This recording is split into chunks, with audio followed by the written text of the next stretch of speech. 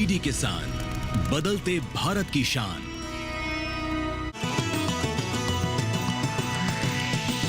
DD किसान, बदलते भारत की शान।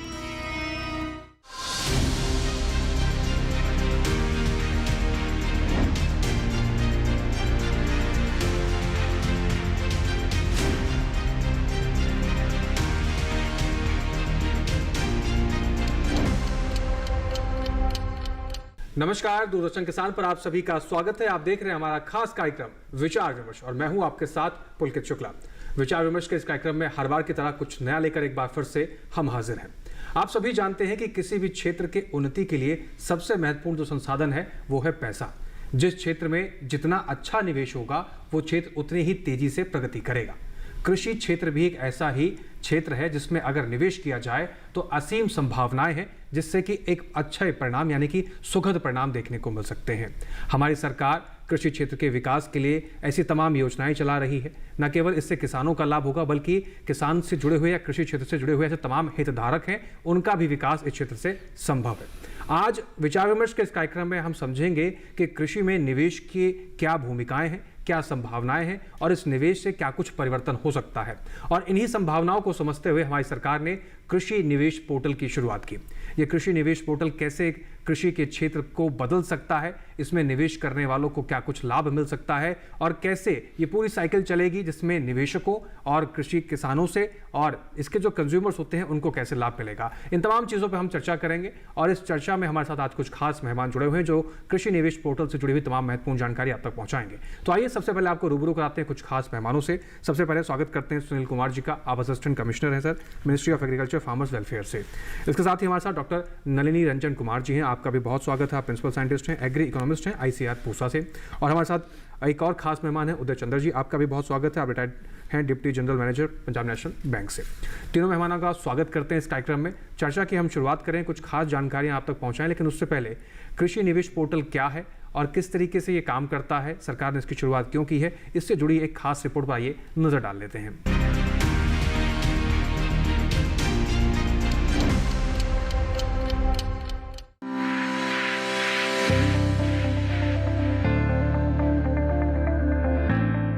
कृषि निवेश पोर्टल भारत के कृषि क्षेत्र में निवेश को प्रोत्साहित करने की एक खास पहल है। इस पोर्टल का मकसद किसानों और निवेशकों को एक आसान और सुलभ मंच पर लाना है, ताकि वे एक दूसरे से जुड़ सकें और कृषि क्षेत्र में सामूहिक प्रयास से विकास कर सकें। इस तरह कृषि निवेश पोर्टल किसानों और निवेशकों की सुविधा के लिए है।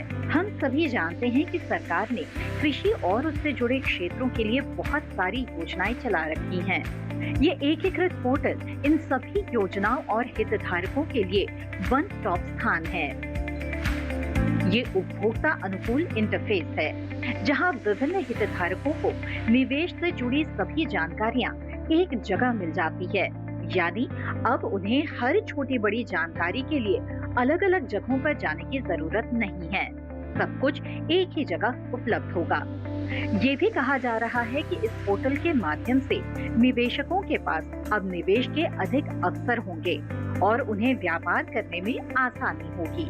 गुणवत्ता खोज सुविधा, 24 घंटे 7 दिन विश्वसनीय चैटबॉट सुविधा, सर्वेक्षण और प्रतिक्रिया सुविधा के अलावा निवेशकों के लिए खोज और नेविगेट करना इस पोर्टल की मुख्य विशेषताएं हैं। किसान उत्पादक संगठन, व्यक्तिगत किसान, कृषि स्टार्टअप, स्वयं सहायता समूह, कृषि उद्यमी और सहकारी समितियां इस पोर्टल के माध्यम से कृषि निवेश का लाभ उठाने के पात्र हैं। इस पोर्टल पर कुल 7 मंत्रालय, 17 योजनाएं, 62 वित्तीय संस्थाएं और 4,272 परियोजनाएं शामिल हैं, जिनमें कृषि के अलावा बागवानी, खाद्य प्रसंस्करण, कृषि तकनीक, ग्रामीण ऊर्जा, कीटनाशी, बीज, नगरीय खेती, कृषि यांत्रिकी, डेयरी, मिलेट, मुर्गी पालन और मांस उत्पादन जैसे क्षेत्र शामिल हैं।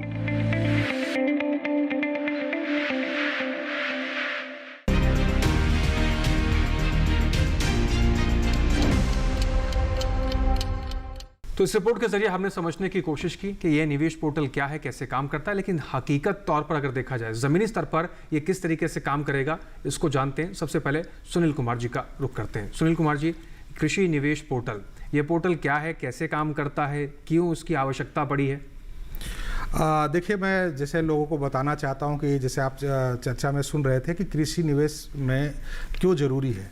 क्योंकि आप देखेंगे कि कृषि निवेश जो है, कृषि से संबंधित जितने लोग जुड़े हुए हैं उनके पास एक सेविंग नहीं बचता है, जिसके कारण वो इंटरप्राइजेस के रूप में इसको नहीं ले पाते, या जो उनकी जो निवेश होनी चाहिए production, productivity, post harvest management, market तक ले जाने के लिए जिसमें उनका वैल्यू उचित मिले, इसके लिए नहीं हो पाता। इसीलिए ये जो है इन्वेस्टमेंट जरूरी होता है। इन्वेस्टमेंट के लिए, इन्वेस्टमेंट बढ़ावा देने के लिए, क्योंकि देखेंगे कि अगर सरकार इन्वेस्टमेंट दे रही थी, बढ़ावा देने के लिए बहुत सारी स्कीम्स लाए गए हैं, राज्य सरकार द्वारा भी लाए गए हैं, केंद्र सरकार द्वारा भी लाए गए, और अलग अलग मंत्रालय जो एग्रीकल्चर एंड अलाइड एक्टिविटीज जो है उसमें से लाए गए हैं। तो एक देखा गया था कि हर एक स्कीम्स जो है उसके प्रचार प्रसार होते थे, उनके बारे में सूचनाएं दी जाती थी, लेकिन जब निवेशक होते हैं तो निवेशक को एक जगह कहीं इंफॉर्मेशन नहीं मिल पाता था कि भाई ये जो है कि जो जितने निवेश के अपॉर्चुनिटी हैं, जहां सरकार सहायता दे रही है, जहां कहां कहां अपॉर्चुनिटी है,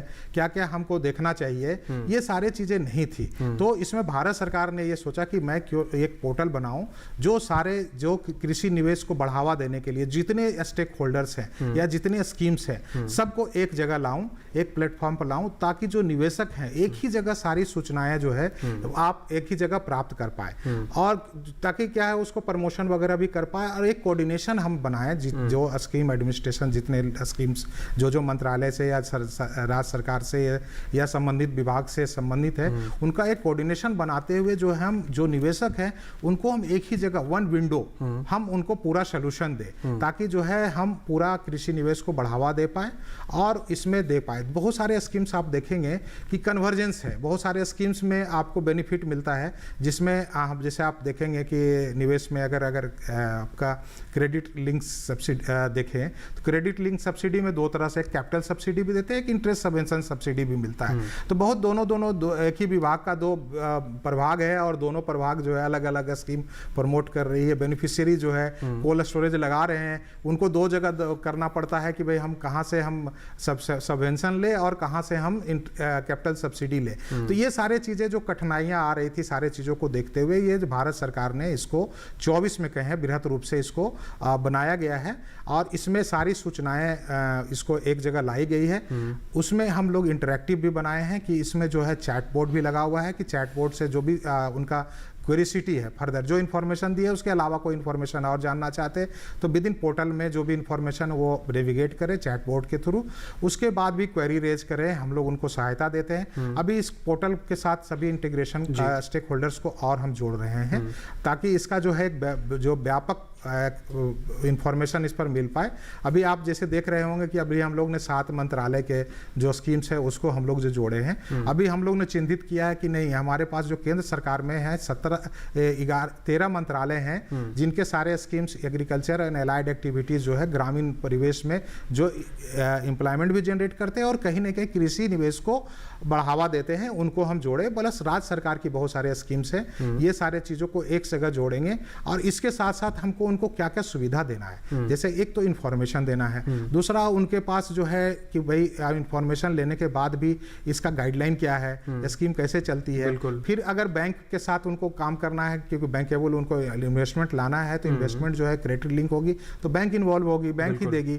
तो उसमें क्या डीपीआर बनाना होगा, क्या बैंकेबल मॉडल होगा, कहाँ अप्लाई करना होगा, अप्लाई करने के बाद जो है वो उसको हम कैसे ट्रैकिंग करेंगे। सरकार जो है इसको जो अप्लाई किया, जो बैंक में एप्लीकेशन गई है, उसको हम कैसे मटेरियलाइज करें, कैसे इन्वेस्टमेंट में कन्वर्ट करें, सैंक्शन हो, इसकी टोटल मॉनिटरिंग सिस्टम इसमें डेवलप की जा रही है। जी, तो कृषि पोर्टल इस प्रकार से काम करेगा, और जितनी भी लेन देन की बात है या जो भी इसमें ट्रांजैक्शंस की जाएंगी, और निवेशकों की जब बात आती है तो उनके लिए एक समस्या थी, उनके समाधान को मद्देनजर रखते हुए सरकार द्वारा ये कदम उठाए गए हैं। आगे भी कुछ और हम महत्वपूर्ण जानकारी आपसे जानेंगे, लेकिन फिलहाल डॉक्टर नलिनी जी का रुख करते हैं। डॉक्टर नलिनी जी, वित्तीय वस्तुओं की जब हम बात करते हैं, इसमें जो निवेश है या फिर निवेशक है, ये रीढ़ की हड्डी की तरह काम करता है। वित्तीय वस्तु में अगर निवेश की बात की जाए तो अगर निवेश या निवेशक दोनों नहीं है तो शायद वित्तीय वस्तु में कोई चीज़ें आगे नहीं बढ़ सकती हैं। लेकिन अगर हम निवेश की जब बात करते हैं आज के समय पर तो हमारे मन में बहुत से ख्याल आते हैं। आप सिर्फ कल्पना कीजिए कि निवेश करना है, आपके पास तमाम ऐसे लिंक्स निकल कर आएंगे, तमाम जानकारी निकल आएंगी, यहाँ कर लीजिए, यहाँ कर लीजिए, लेकिन बहुत कम ऐसी चीज़ें देखने को मिलती हैं। या आप 10 लोगों से बात कीजिए, जब निवेश की आप बात करेंगे तो बहुत कम ऐसे लोग हैं जो कृषि के बारे में रुचि रखेंगे या कृषि के बारे में निवेश करने की बात कहेंगे। एक तो ये साक्षरता कितनी ज़रूरी है कि कृषि में भी निवेश किया जा सकता है। दूसरा, इसको कैसे डेवलप करें कि हम कृषि क्षेत्र एक ऐसी क्षेत्र है जिसमें संभावनाएं निवेश के बाद बहुत ज़्यादा परिणाम सुखद देखने को मिल सकते हैं। ये थोड़ा सा चैलेंजिंग लगता है कि आपको? जरूर। जैसा कि आप जानते हैं कि भारत एक कृषि प्रधान देश है, किंतु आज भी हमारी कृषि विकसित देशों की अपेक्षा पिछड़ी हुई है। इसका मुख्य कारण इसमें कृषि में निवेश की कमी है।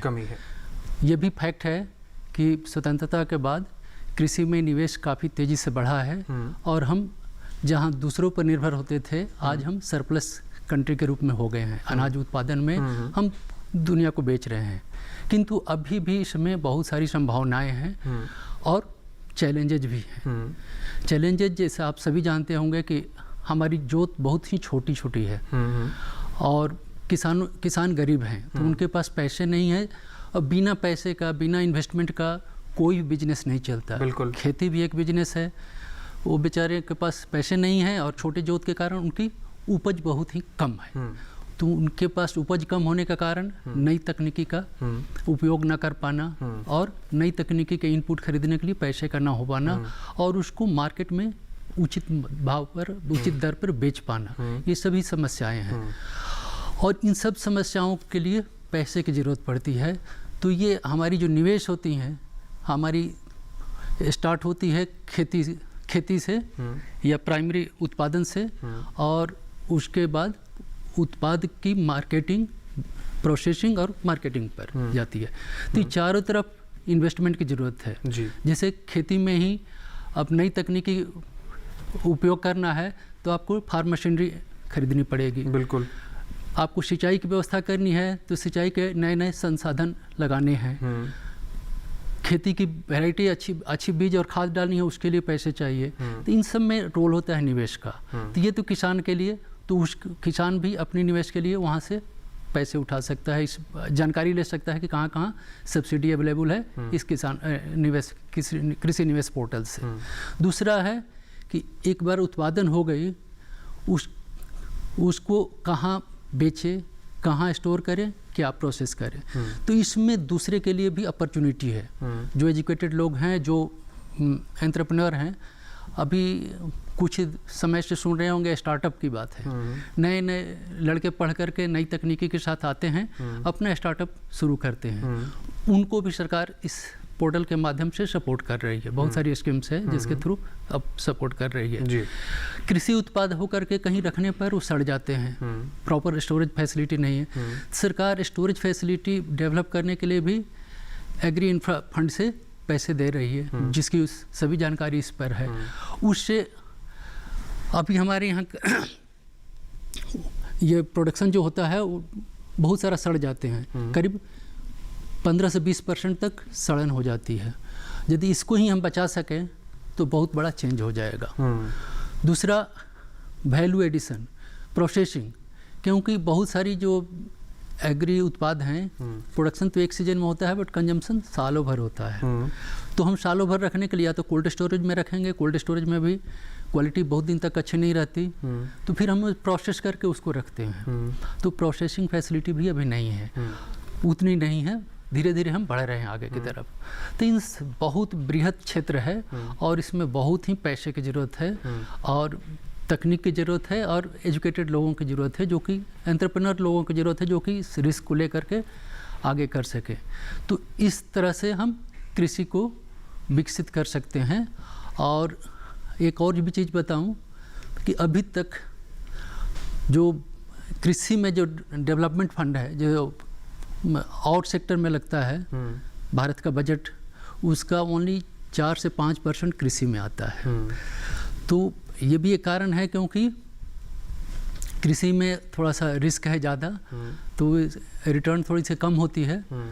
बट ये पाया गया है कि रिसर्च में जो इन्वेस्टमेंट है, कृषि रिसर्च में और एक्सटेंशन में, उसमें बहुत ज़्यादा फ़ायदा है। 1 रुपया इन्वेस्ट करने पर ऐसा पाया गया कि 13.85 रुपये आपको रिटर्न में मिलते हैं। तो एक भास्ट एरिया, बहुत बड़ी एरिया है, रिसर्च से लेकर के प्रोडक्शन, प्रोसेसिंग, मार्केटिंग तक सब में हम इन्वेस्ट कर सकते हैं। जी, उदय जी का रुख करते हैं। उदय चंद्र जी, अगर हम बात करें कृषि के क्षेत्र के विकास की, आज़ादी से बाद और आज तक में अगर हम देखें तो बहुत सर्वांगीण विकास कृषि के क्षेत्र का हुआ है और उसमें सबसे बड़ी भूमिका बैंकों ने भी निभाई है। बैंकों की नज़र से अगर हम बात करें, पहले के समय में जिस तरीके से बैंकों के चक्कर किसानों को काटने पड़ते थे, आज वो चीज़ें बहुत ज़्यादा सरकार द्वारा जो प्रयास किए गए हैं उसकी वजह से आसान हो गया है।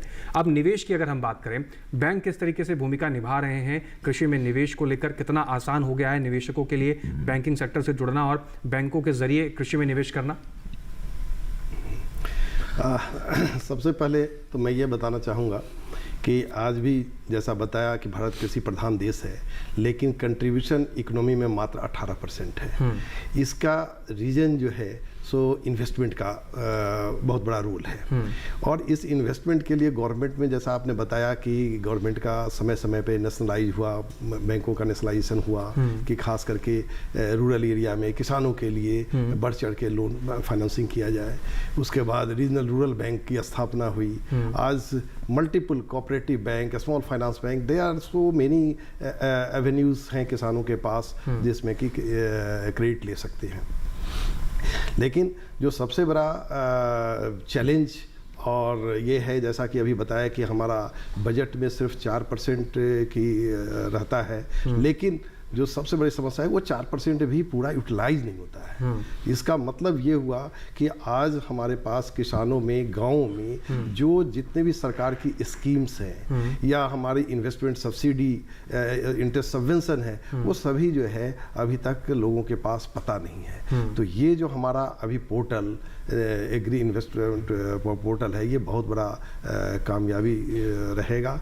इसके जरिए जो है किसानों को भी, पब्लिक को भी, और ख़ास करके जो डिजिटलाइजेशन के टाइम पे बैंकों को भी काफ़ी सहूलियत हो जाएगी कि कब हमें सब्सिडी किसानों को मुहैया कराने हैं। सारे जो है सो पोर्टल के थ्रू इंटरेस्ट सबवेंशन एवरीथिंग ये उसके ज़रिए होगा। तो मेरे हिसाब से इसमें अभी किसानों को जागरूक कराना, पब्लिसिटी और कैपेसिटी बिल्डिंग, ये सारी चीज़ की रिक्वायरमेंट है और ये एक बहुत ही उपयोगी साबित होगा। जी बिल्कुल, बहुत ही उपयोगी साबित होगा। सुनील कुमार जी का एक बार फिर से रुख करते हैं। हाँ सुनील जी, अगर हम इस निवेश के पंजीकरण की बात करें, जो निवेशक इस कार्यक्रम को देख रहे हैं या निवेश करना चाहते हैं, तो आप थोड़ा सा ये समझाइए कि किस प्रकार के वो निवेशक होने चाहिए, कितना निवेश कर सकते हैं, और साथ ही साथ पंजीकरण करने की क्या प्रक्रिया है, कितने दिन लगते हैं, क्या इसमें कोई चार्जेस हैं पंजीकरण करने के लिए? देखिए, मैं इसके पूर्व में थोड़ा सा और बता रहा, अभी पूर्व वक्ताओं से आपने सुने होंगे कि क्या है चीज़ें, चैलेंजेज है। पब्लिक प्राइवेट पार्टनरशिप की बात होती है ना, तो जो आपका बजटरी जो सपोर्ट सरकार देती है, इसमें राज्य सरकार के भी बजट होते हैं और केंद्र सरकार के भी बजट होते हैं। वो केवल प्रमोशन और अदर सारे चीज़ों पर निर्भर होती है ताकि एक प्रमोशन करें। लेकिन चूंकि निवेश करना है, छोटे छोटे जोत हैं, इंटरप्रेन्योर्स हैं, उनको पोस्ट हार्वेस्ट मैनेजमेंट करना है, प्रोडक्टिविटी बढ़ाने के लिए मशीनरी लानी है, मशीनरी जोत के कारण छोटे हैं तो कम्युनिटी एसेट डेवलपमेंट करना है। तो ये सारे सोच के सरकार ने पूरी स्कीम बनाई है। अब सभी स्कीम अलग अलग है और अलग अलग किसान जो है, अलग अलग इंटरप्रेन्योर्स जो है उसको लाभान्वित लेते हैं। तो अलग अलग स्कीम्स की अलग अलग नेचर है। इसमें मैं बता दूं कि टोटल जो अगर हम 4 तरह से इसको पूरे निवेश को अगर डिवाइड करें तो 4 तरह से है जो कर सकते। एक निवेश है कि जो क्रेडिट लिंक है, जो जिसमें से सहायता करती है, बैंक के द्वारा सहायता दी जा सकती है बहुत सारी स्कीम्स में, जिसमें सरकार जो है इंटरेस्ट सबवेंशन देती है, ब्याज दर में छूट देती है या कैपिटल सब्सिडी देती है, जो उसमें आपका जितना आप निवेश करते हैं उसका कुछ प्रतिशत जो है वो आपको सरकार देती है। दूसरा जो है पब्लिक प्राइवेट पार्टनरशिप है। पब्लिक प्राइवेट पार्टनरशिप आजकल बहुत तेजी से बढ़ रहा है इंफ्रास्ट्रक्चर में, एग्री वैल्यू चेन में, इस सारे चीज़ों में, कि ताकि हम जो है किसानों को एग्री वैल्यू चेन में भी कि हम पार्टिकुलर जगह पर गवर्नमेंट गवर्नमेंट की स्कीम्स प्लस इन्वेस्टमेंट, ये सारे को एक जगह हम लाएं और निवेश बढ़ाएं, और निवेश बढ़ा के जो इसका जो है कि हमें प्रोडक्शन, प्रोडक्टिविटी, इनकम्स, जो अल्टीमेट जो है गोल जो है कि हम उनका इनकम बढ़ाएं, इनकम बढ़ाने से उनको एम्प्लॉयमेंट जनरेशन भी होगा और सारे चीज़ें। तीसरा है वेंचर कैपिटल, जो बहुत सारे जैसे एग्रीश्योर अभी चला रही है कि बहुत सारे स्टार्टअप्स कंपनी है, अदर सारे जो हैं वो कुछ नए वेंचर लाते हैं जिसमें गवर्नमेंट सपोर्ट करती है, बैंक सपोर्ट करती है, कैपिटल मार्केट सपोर्ट करती है, तो वो सारे स्कीम्स को भी हम लोग कृषि निवेश पोर्टल पर ला रहे हैं। तीसरा, स्टार्टअप्स के लिए बहुत सारे अलग न्यू एवेन्यू दिए गए हैं कि अपने वो हर एक चीज़ों में, या वो मार्केटिंग में करे, डिस्ट्रीब्यूशन में करे, एग्रीगेटर के रूप में करे, तो इस तरह की बहुत सारे स्कीम्स हैं, वो सारे चीज़ें इसमें लाई गई है। हर एक स्कीम्स का जो है अलग अलग उनका डिजाइन किया हुआ है, अलग अलग पोर्टल है। ये अब कृषि निवेश की बात करें तो ये जस्ट लाइक इंफॉर्मेशन का एग्रीगेटर है। हम वन सोल्यूशन देते हैं, वन सोल्यूशन देने में 2-3 चीज़ें इसमें हम रखेंगे कि हम अभी जो है, क्योंकि हर एक स्कीम का जो एडमिनिस्ट्रेशन है या इम्प्लीमेंटेशन है डिफरेंट विभाग और डिफरेंट स्टेट गवर्नमेंट, बैंक्स और अदर के द्वारा की जाती है। हम जस्ट इसमें कोऑर्डिनेशन का पार्ट अभी रखे हुए हैं ताकि जो है इसमें आए, जैसे कोई भी इन्वेस्टर आते हैं तो हम उनको लॉगिन क्रिएट करते हैं, वो लॉगिन अपना क्रिएट किए, उसके बाद वो नेविगेट करते हैं। हम लोग इसमें ट्रैकर ये रखा हुआ है केवल कि वो अगर लॉगिन करने के बाद किस किस स्कीम्स में रखें, किस स्कीम्स का ड्यूरेशन, वो कितने दिन, कितना टाइम तक वो उस स्कीम को देखा, वो सारे हमारे लिए ये R&D कही है कि किस स्कीम में कहाँ जा रही है, क्या चॉइस है, किस तरह का चीजें, ये मतलब ये पोर्टल अपने आप में R&D कर रही है चीजों को। उसके बाद हम लोग उनके स्कीम्स के बारे में फीचर जाते हैं, उनके क्वेरी अगर जो है वो उनको देते हैं, गाइडलाइन देते हैं, बैंकेबल मॉडल देते हैं, DPR बनाने के लिए देते हैं, और अभी हम जन समर्थ पोर्टल के साथ इनकी इंटीग्रेशन हो रही है। कुछ कुछ स्कीम्स की है सीधे बैंक से साथ जुड़े हुए हैं जिसमें आप अप्लाई कर सकते हैं। जैसे एग्रीकल्चर इंफ्रास्ट्रक्चर फंड की बात करें तो एग्रीकल्चर इंफ्रास्ट्रक्चर फंड में सीधे आप जो है वहां अप्लाई भी कर सकते हैं, ट्रैक भी कर सकते हैं कि भाई हमारे जो PMU है जो डिपार्टमेंट की है वो आपकी स्कीम को अप्रूव किया कि नहीं किया, फिर बैंक में आपने लोन लिख के अप्लाई किया तो वो लोन जो है वो अप्रूव हुई कि नहीं हुई, सैंक्शन कब हुई, पूरी ट्रैकिंग सिस्टम हम इसमें लाएंगे चीज़ों को। इसी तरह से है कि अगर किसी स्कीम्स का जो है उनका भी बैंक के साथ डायरेक्ट इंटीग्रेशन उनके पोर्टल पर नहीं है, तो हम लोग, आप जानते होंगे कि जो फाइनेंस मिनिस्ट्री ने जन समर्थ, जो क्रेडिट लिंक जितने स्कीम्स है उनको जन समर्थ पोर्टल बनाया है, तो उनके साथ हम लोग रूट कर रहे हैं। तो ये सारे चीजें हैं कि जस्ट लाइक जितने हमारे पास IT इंटीग्रेशन, जितने स्टेक होल्डर्स की IT इंटीग्रेशन हो सकती है, कोऑर्डिनेशन हो सकती है, और हम वन टाइम सोल्यूशन दे सकते हैं। से अगर मान लिया जाए किसी स्कीम्स में दोनों चीजें अप्लाई करनी है, 2 स्कीम्स में अप्लाई करनी है, 2 मिनिस्ट्री को अप्रोच करना होता है, 2 डिवीजन को अप्रोच करता है, 2 अथॉरिटी को अप्रोच करना पड़ता है,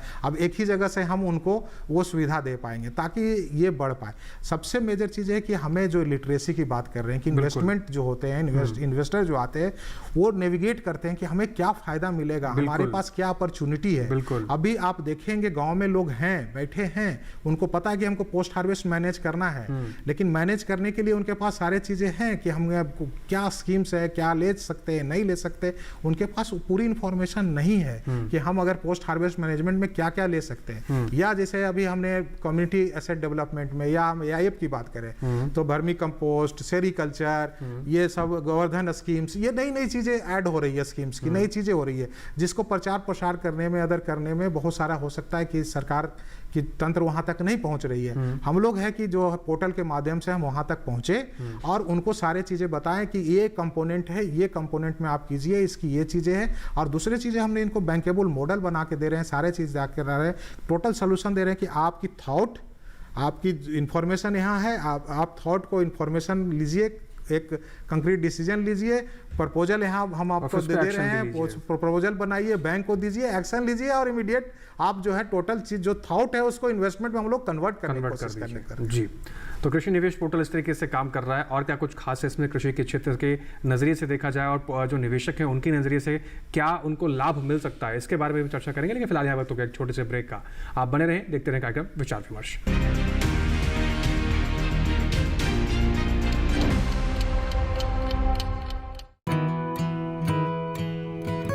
किसान सिर्फ अन्न नहीं उगाते, सपने भी उगाना जानते हैं। इन्हीं सपनों के लिए फसल उगाने का खर्च कवर करता है SBI का किसान समृद्धि ऋण, जो पूरी करे प्रगतिशील किसान की हर आवश्यकता। ये लोन उपलब्ध है 5 लाख से 50 करोड़ की धनराशि तक। इस लोन में मिलती है क्रॉप साइकिल के अनुसार भुगतान की सुविधा। सिक्योरिटी के रूप में मान्य है एग्रीकल्चरल लैंड या कोई अन्य मान्य संपत्ति। इस तरह SBI का किसान समृद्धि ऋण बन रहा है किसान की उन्नति का आधार।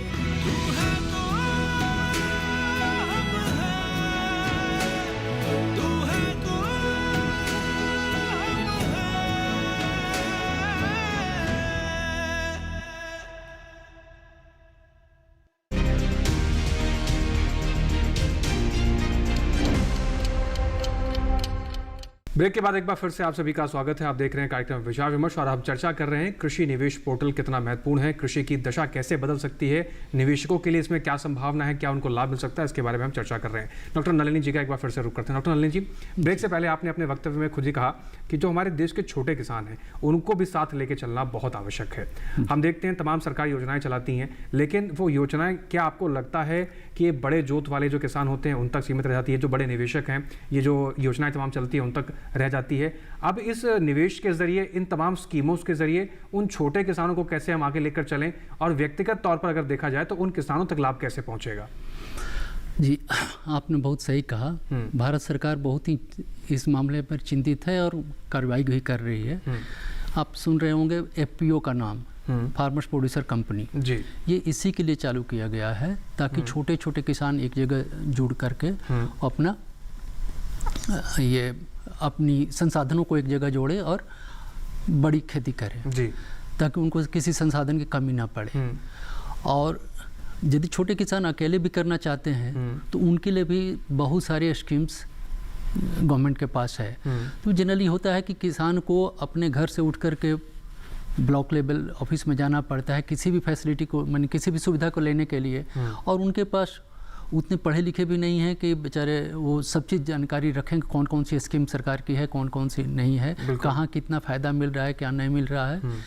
किंतु इस पोर्टल पे, ये पोर्टल चारों तरफ अवेलेबल होगा। कहीं भी एक बच्चा उनके घर का कोई पढ़ा लिखा है तो उससे ओपन करा करके ये जान सकते हैं कि भारत सरकार की क्या क्या स्कीम है या राज्य सरकार की क्या क्या स्कीम्स हैं, कैसे कैसे फ़ायदा इसका लेना है, और ये घर में बैठे बैठे अपने बच्चों के थ्रू उस पर अप्लाई कर सकते हैं और ये मॉनिटर भी कर सकते हैं कि हम कैसे इसको, मैंने क्या क्या स्टेटस है हमारी एप्लीकेशन का, और उसको लेकर के फिर वो अपना, आप देख रहे होंगे कि किसान क्रेडिट कार्ड कुछ दिन पहले, मैंने बहुत दिन हो गया वो इशू हुआ, जिसको सरकार ने अभी उसकी लिमिट को बढ़ाया है।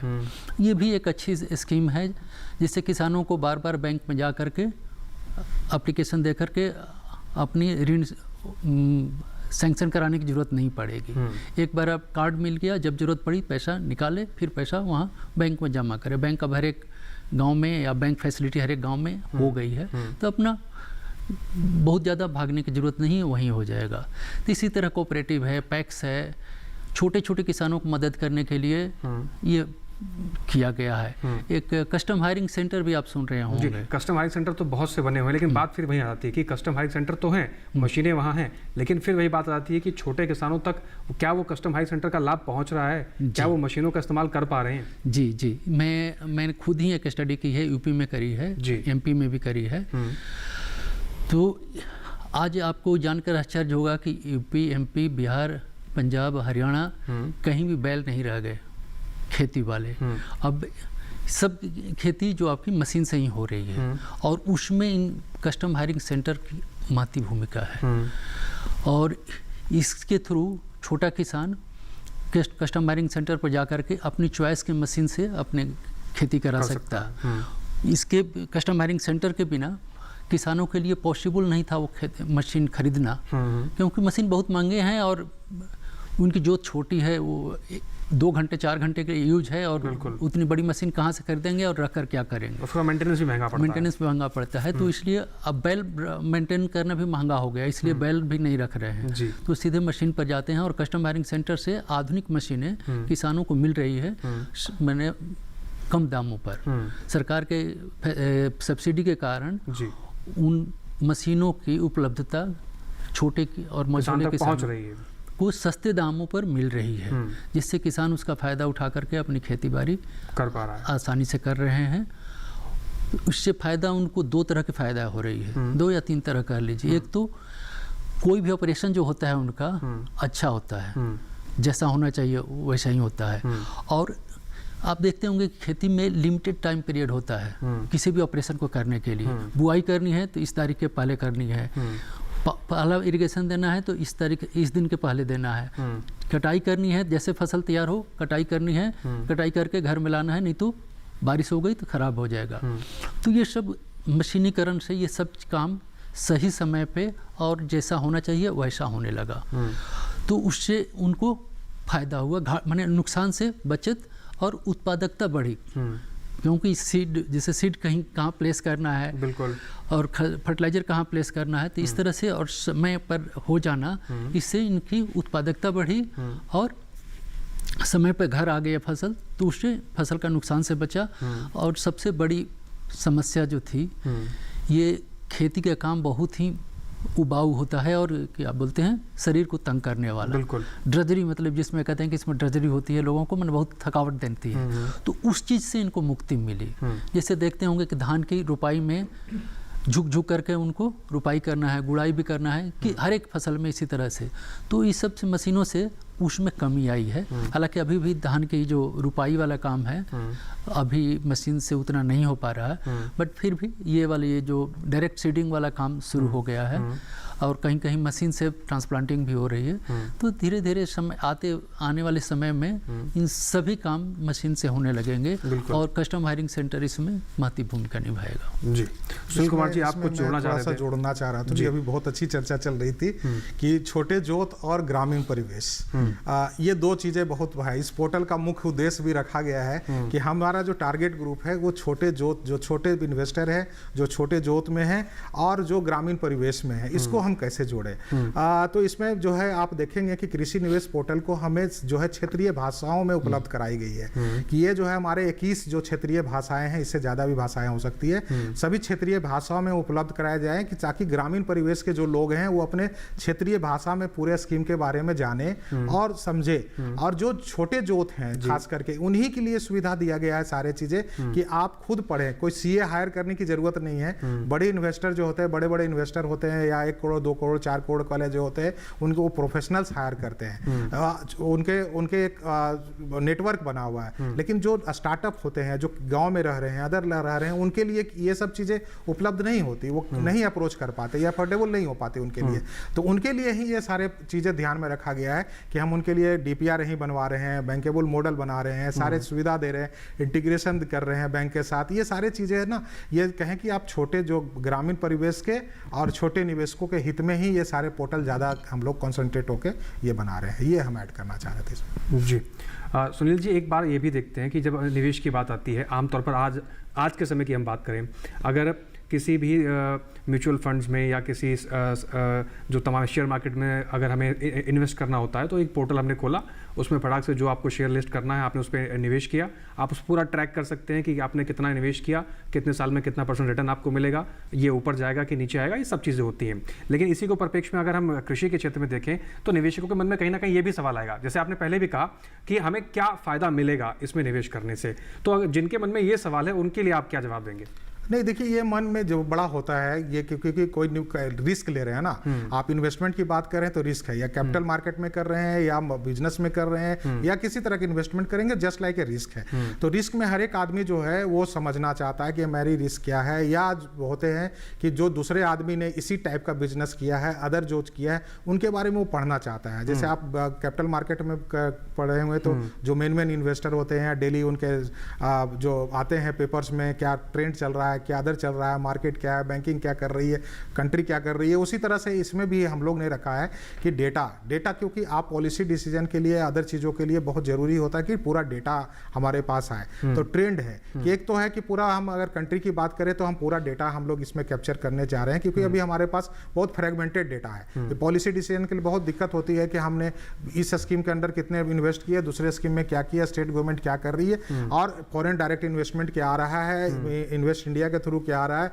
तो ये सारे चीज़ें कि इसमें पूरा कंप्लीट एक सेट ऑफ डेटा आएगा जो पॉलिसी डिसीजन के लिए आएगा। इंडिविजुअल के लिए हम लोग ने रखा है कि उनको हम लोग ने हर एक प्रोग्राम्स का, हर एक चीज़ों का वीडियो इसमें डाल रहे हैं। रीजनल लैंग्वेज में भी डालेंगे, अभी हम लोग हिंदी में और इंग्लिश में डाल रहे हैं, हिंदी में भी प्रॉपरली है, ताकि हर एक स्कीम्स का जोड़ रहे हैं कि उनके जो निवेशक हैं, जो निवेश उनके पहले तो कोई किए होंगे, उनको क्या एक्सपीरियंस है, क्योंकि हर एक आदमी जो है अपने ऊपर एक्सपीरियंस नहीं कर सकता निवेश से पहले, दूसरे के एक्सपीरियंस के अनुसार देखता है कि उसमें क्या चैलेंजेज आए, क्या सक्सेस का कारण रहा, क्या मार्केट ट्रेंड चल रहा है, क्या पॉलिसी डिसीजन है, पॉलिसी डिसीजन में क्या इंसेंटिव अभी मिल रहा है। तो ये सारे चीजें एक जगह अगर मिलेंगे तो वो जरूर है निवेशक को एक हम जो इंफॉर्मेशन जैसे शेयर मार्केट के मिलते हैं, इसी तरह से हम लोग कृषि निवेश में क्या क्या जरूरी चीजें हैं, क्या क्या कंपोनेंट है जो हम उनको बताना चाहते हैं, तो ये सारे चीजें हम उनको उपलब्ध करा रहे हैं।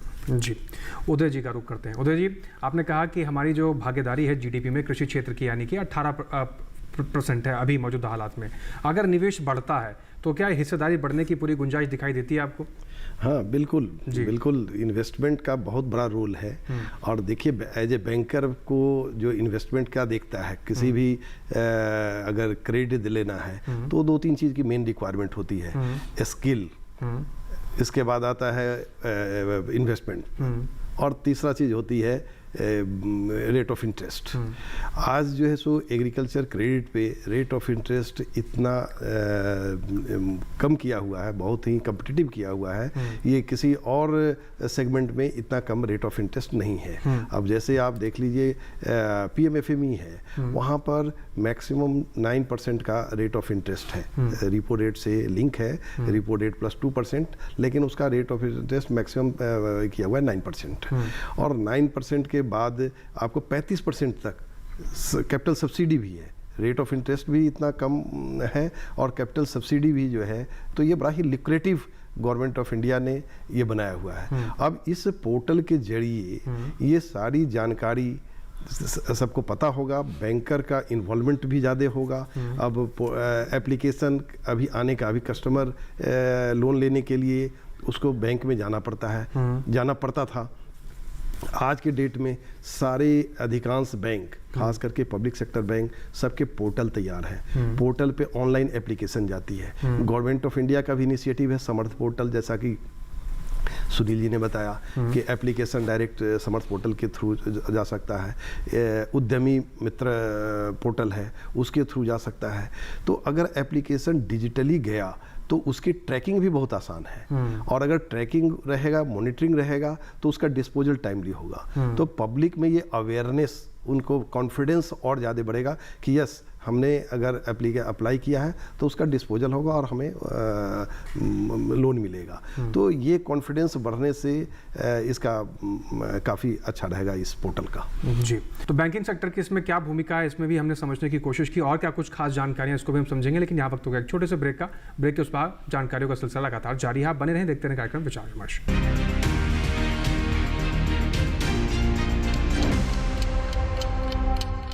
आज देश का किसान बढ़ा रहा है कृषि आधारित उद्योग की ओर कदम।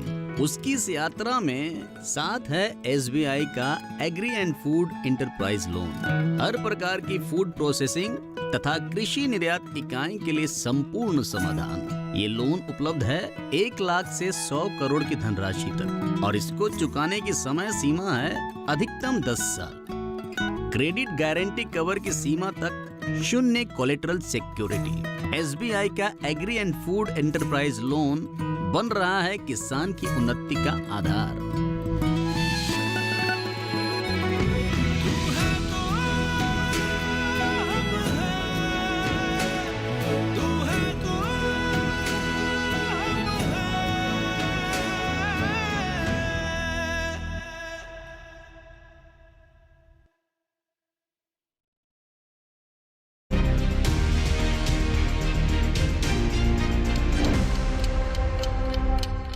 ब्रेक के बाद एक बार फिर से आप सभी का स्वागत है। आप देख रहे हैं कार्यक्रम विचार विमर्श। चर्चा को आगे बढ़ाते हैं। एक बार फिर से डॉक्टर सुनील कुमार जी का रुख करते हैं। सुनील जी, इस पोर्टल को जो हम चेक कर रहे थे, उस पोर्टल में कुछ पंक्तियां लिखी हुई थी जिसमें लिखा था कि कृषि में निवेश भुखमरी और गरीबी के खिलाफ सबसे बेहतर हथियार है। थोड़ा सा उसको समझाइए, कैसे ये बेहतर हथियार के रूप में साबित होगा?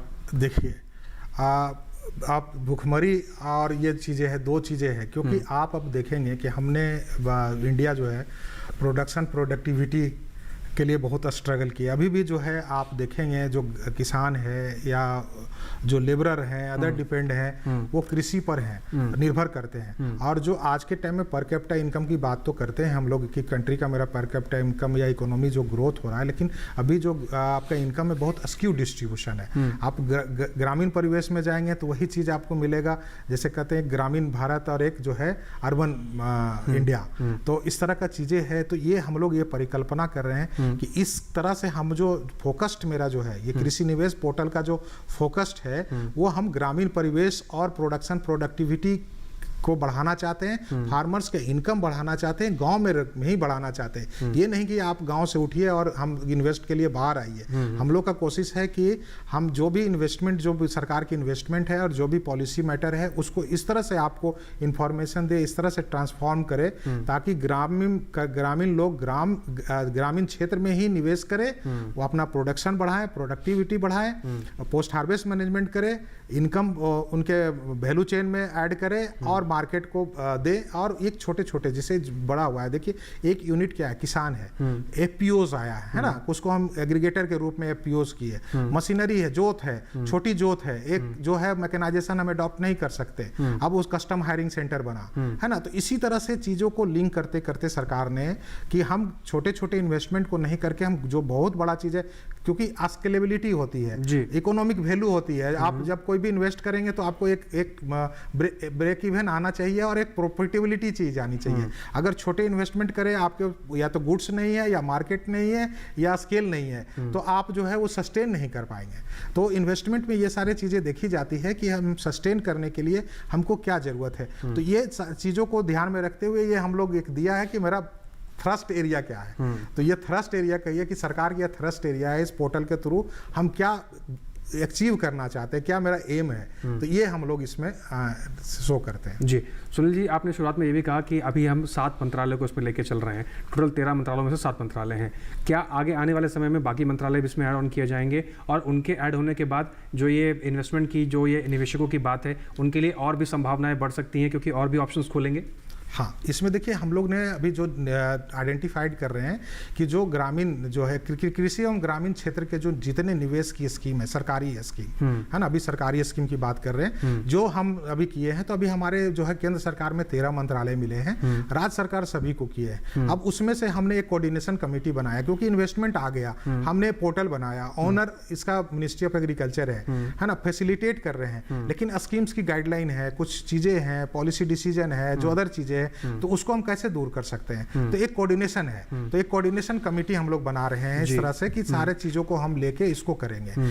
इसके अलावा हम चाहते हैं कि और जो है इन्वेस्टमेंट को इन्फ्लुएंस करने के लिए क्या डिसीजन होता है ना, जैसे आपका मार्केट हो गया है ना, जैसे इनाम को जोड़ना, मार्केट प्राइस है, वेदर को जोड़ना क्या है, अदर चीजें है, प्रोडक्शन को जोड़ना है ना, इस सब चीजों को सारे जो एसिलरी इंफॉर्मेशन जो आपको सपोर्टिंग इंफॉर्मेशन है उसको पोर्टल के साथ हम लोग इंटीग्रेट करने जा रहे हैं। तो ताकि ये सारे चीजें आ जाएगी चीजें। उसके अलावा जो है प्रमोशनल चीजें होती है कि कौन कौन प्रमोशन कर रहा है। जैसे आप प्रमोशनल देखेंगे कि बहुत सारे इंडस्ट्री प्रमोशन है, वो ऑल्दो वो बड़े बिग इंडस्ट्री को प्रमोट करते हैं, लेकिन हम लोग ने उनको टास्क दिया है कि मैं एग्रीकल्चर को भी 2 करोड़ से नीचे, 5 करोड़ से नीचे जो भी है, या इंडिविजुअल हो, एग्रीगेटेड हो, पैक्स हो, अदर है, उनके साथ भी हम लोग काम करें।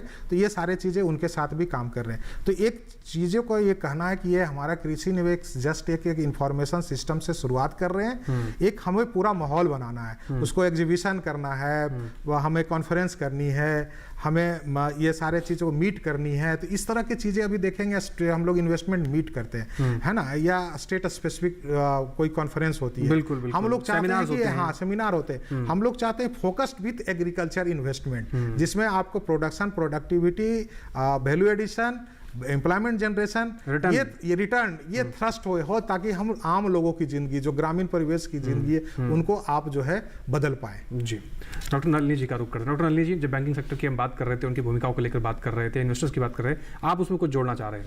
नहीं, मैं जोड़ना चाह रहा था ये कि जैसे इन्होंने बताया कि अभी एग्रीकल्चर का कंट्रीब्यूशन जीवीए में हमारा 17 से 18% जीडीपी में इन्वॉल्वमेंट, जीडीपी में कंट्रीब्यूशन है इसका जी। और ये क्या निवेश बढ़ने से इसका कंट्रीब्यूशन बढ़ सकता है। जैसा हिस्टोरिकल पास्ट डाटा जो बताता है, कभी भी हमारा एग्रीकल्चर 4% ग्रोथ पर नहीं अचीव कर पाया। अभी रिसेंट पास्ट में पिछले 10 सालों में ये 4% के ग्रोथ, ये हिस्टोरिकल ग्रोथ है, सबसे ज़्यादा ग्रोथ रेट है। हमारे दूसरे सेक्टर जो हैं, इंडस्ट्री और सेकेंडरी जो सर्विस सेक्टर, ये ज़्यादा ग्रोथ रेट से बढ़ रहे हैं। इन्वेस्टमेंट बढ़ने से 4 से 5% भी ग्रोथ रेट होता है एग्रीकल्चर और एलाइड सेक्टर में, तो भी ये कंट्रीब्यूशन 17-18% से बढ़कर ऊपर नहीं जाएगा, रादर ये नीचे ही आएगा, क्योंकि दूसरे सेक्टर हमारे तेज गति से बढ़ रहे हैं। और जैसा भी दुनिया में भी देखा गया है कि जितने भी डेवलप्ड कंट्री है, विकसित देश है, उनके यहाँ कंट्रीब्यूशन एग्रीकल्चर का 5-6-7% ऐसे ही है, 5% से नीचे ही है मोस्ट ऑफ द। और हमारा अभी नीति आयोग का भी अभी प्रोजेक्शन है कि 2047 तक, जिस समय भारत देश हमारा विकसित होगा, विकसित देश बनाने के हम सोच रहे हैं, उस समय हमारा एग्रीकल्चर का कंट्रीब्यूशन सकल घरेलू उत्पाद में मात्र 8 से 9% रह जाएगा। तो मैं इसको करेक्ट करना चाहता था। और इसमें मैं थोड़ा सा और ऐड करना चाहता हूँ। देखिए, कंट्रीब्यूशन अब हम लोग जब करते हैं कि जीडीपी में डायरेक्ट कंट्रीब्यूशन जो है वो आपको 18% के आसपास है, लेकिन आप अगर देखेंगे तो पूरे इंडस्ट्री का जो एग्रीकल्चर है ना, रोल ग्रोथ ही जीन है एक तरह से। कितने कमोडिटी है जो आपको इंडस्ट्रियल प्रोडक्ट देती है सारे चीज़ों को। तो नॉट ओनली ये आप डायरेक्ट देखिए, इनडायरेक्ट में भी जो पूरे इंडस्ट्री का ग्रोथ है, जो आप सर्विस सेक्टर को छोड़ दे, सर्विस जो भी इंडस्ट्री में है, मैन्युफैक्चरिंग में भी आप छोड़ दे थोड़ा सा, लेकिन बहुत सारे चीज़ों में रोल जो है ग्रोथ का रोल इंजन की तरह काम करता है, बहुत सारे प्रोडक्ट प्रोवाइड करते हैं, तो उसमें भी कंट्रीब्यूशन इसका बहुत है। जी सुनील जी, साथ ही हम आपसे ये भी जानना चाहेंगे कि कृषि निवेश पोर्टल को लेकर कोई इन्वेस्टर है, कोई किसान भाई है, या कोई भी युवा है जो एंटरप्रेन्योरशिप के तौर पर इन्वेस्ट करना चाहता है, या किसी भी तरह से इस पोर्टल से जुड़ना चाहता है, इसके बारे में अधिक जानकारी लेने के लिए वो कहाँ संपर्क करे? क्या कोई ऐसी व्यवस्था बनाई गई है, कोई संपर्क सूत्र है, कोई वेबसाइट है जिसके बारे में आप बताना चाहते हो? देखिए, अभी आप जाएंगे, अभी कृषि निवेश पोर्टल है www.krishinivesh.gov.in। इसमें आप जाएंगे, आपकी सारे इन्फॉर्मेशन अभी है, उसमें आपको पहले लॉगिन करना होगा। लॉगिन करने के बाद आप पूरे इन्फॉर्मेशन को नेविगेट कर सकते हैं। इसमें बहुत तरह की इन्फॉर्मेशन अवेलेबल है और अभी दिए जा रहे हैं, अभी इस तरह के जोड़े जा रहे हैं, ये सारे चीज़ें हैं। आगे इसमें हम लोग ने रखा है कि आपको एक पूरा सिस्टम बनेगा, जिससे जैसे एग्रीकल्चर इंफ्रास्ट्रक्चर फंड, हम लोग अभी जो है एग्रीकल्चर इंफ्रास्ट्रक्चर फंड देखते हैं। तो कृषि में आया था कि एग्रीकल्चर इंफ्रास्ट्रक्चर फंड एक स्कीम्स है जो पूरे चीज़ों को कम्युनिटी एसेट डेवलपमेंट और पोस्ट हार्वेस्ट मैनेजमेंट के लिए जितनी इन्वेस्टमेंट की चीज़ें हैं वो प्रोवाइड करती थी। तो उसके लिए हम लोग एक CPMU बना रखे हैं, स्टेट में भी CPMU है, वो सारे चीज़ों को इंफ्रास्ट्रक्चर में देती है। मैं उसी चीज़ों को, चूंकि ये डिवीजन हम लोग का एक ही है और उसी डिवीजन ने बनाया है, तो इसको हम लोग जो है एग्रीकल्चर इंफ्रास्ट्रक्चर फंड की जितने इंफ्रास्ट्रक्चर है वो सारे हम लोग कृषि निवेश में कन्वर्ट कर रहे हैं। वो सारे जो आपको सुविधा है, जो हमने टेलीफोन नंबर दिया हुआ है, कॉल सेंटर दिया हुआ है, मेल ID दिया हुआ है, 7/24 आपको सपोर्ट है, ये सारे सिस्टम हम लोग कृषि निवेश पर लाने जा रहे हैं थ्रू उनके मर्ज करने के। तो नेक्स्ट जो हम लोग है कि वो दोनों को स्कीम को मर्ज करते हुए हम इसको आगे बढ़ाएं, ताकि किसानों को हम इंटरैक्टिव वे में, नॉट केवल इंफॉर्मेटिव वे में, हम इंटरैक्टिव वे में उनको एक सोल्यूशन दे पाए, जो जहां जहां उनको हेजिटेशन है, बाधा है, क्योंकि क्या है, फेसलेस है। हम बिल्कुल बैंक में जाते हैं, एक हेजिटेशन होता है, कहीं आप जाते हैं किसी से बात करते हैं तो हेजिटेशन होता है। फेसलेस में आप बात कर सकते हैं किसी से, उनके वो हम नहीं देख रहे हैं कि वो कौन है, कितने पढ़े लिखे अदर है, ये सब चीजों को एक हेजिटेशन समाप्त होती है। और जब बातचीत सिलसिला बढ़ता है तो उनको जब एक कॉन्फिडेंस आता है कि हमको एक गाइड किया जा रहा है, हमारा पर्पस है कि हम प्रॉपर हर एक इन्वेस्टर जो उनके थॉट में आए, जो उसको हम कन्वर्ट करें इन्वेस्टमेंट में, हम उसको मैच्योरिटी की ओर ले जाए। तो ये इस स्लोगन के साथ हम लोग इस पर काम कर रहे हैं, ताकि हम कंप्लीट पैकेज पूरा सोल्यूशन हम इसके थ्रू देने वाले हैं। बिल्कुल। तो सुनील जी, इन्फॉर्मेटिव के साथ जो इंटरेक्टिव बनाने की जो प्रक्रिया है, जो ये शुरुआत है, ये काबिल तारीफ है। और कहीं ना कहीं ये जो इंटरेक्टिव बनाने का जरिया इस्तेमाल किया गया, ये कहीं ना कहीं आने वाले समय में जो हमने लक्ष्य निर्धारित किया उसको प्राप्त करने में मददगार साबित होंगे। तो आज के विचार विमर्श कार्यक्रम में बस इतना ही। और कृषि निवेश पोर्टल से क्या लाभ हो सकते हैं, कृषि की दशा और दिशा में क्या बदलाव आ सकता है, और खासकर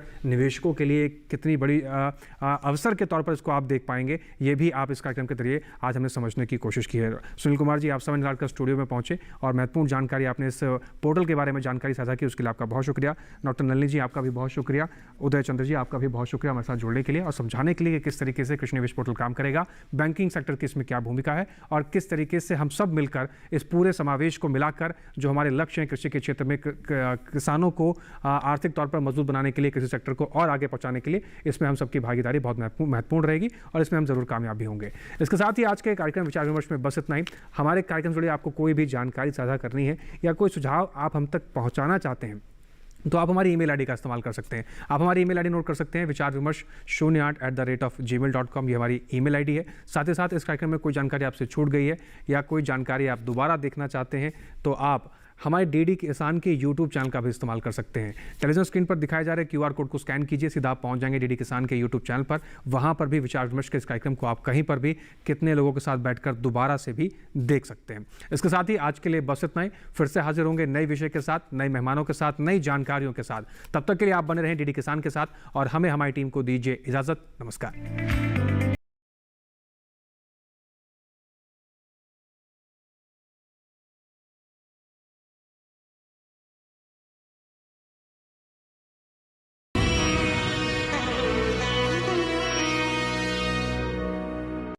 नमस्कार किसान भाइयों और बहनों,